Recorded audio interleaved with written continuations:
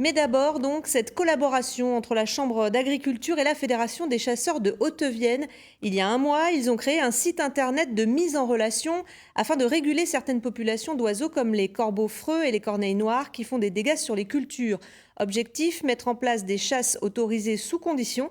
Une démarche qui est loin de faire l'unanimité. Martial Codéboisse et Andrea Ballot ont suivi ce matin un chasseur qui a abattu 5 de ces oiseaux. Reportage.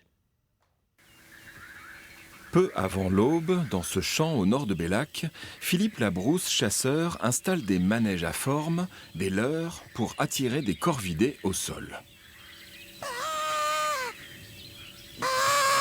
Vient le temps de l'attente. À quelques mètres, dissimulé dans son affût, Philippe Labrousse attend que les oiseaux arrivent. Dans son viseur, des corbeaux-freux, des corneilles noires. Le moindre reflet du canon de fusil ou de votre visage ou de vos mains, un reflet. C'est pour ça que je suis passé souvent de fois dos au soleil, qui me permet de ne pas avoir le soleil dans les yeux déjà pour tirer. Attention, un corbeau arrive, un corbeau arrive. Des corvidés classés susceptibles de causer des dégâts dont la chasse est soumise à autorisation. La cause, des cultures en partie détruites par ces oiseaux.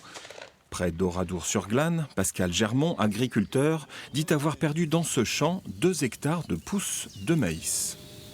Ils viennent au moment du semis du maïs pour voir quand on a semé. Donc souvent la graine est un peu profonde, donc 5 à 8 cm, donc ils n'y touchent pas. Donc ils attendent que le maïs se lève. Dès que la première feuille pointe, ils tirent dessus et la graine elle vient au bout, donc ils mangent que la graine. Depuis la mi-mai, Chambre d'agriculture de Haute-Vienne et Fédération des chasseurs ont créé un site internet, un numéro d'appel pour faciliter les interventions. Du côté des défenseurs des oiseaux, d'autres solutions sont applicables. Donc les lagages de certains arbres où il y a les colonies de corbeaux-freux. Je parle plutôt dans les centres-villes, centres-bourgs.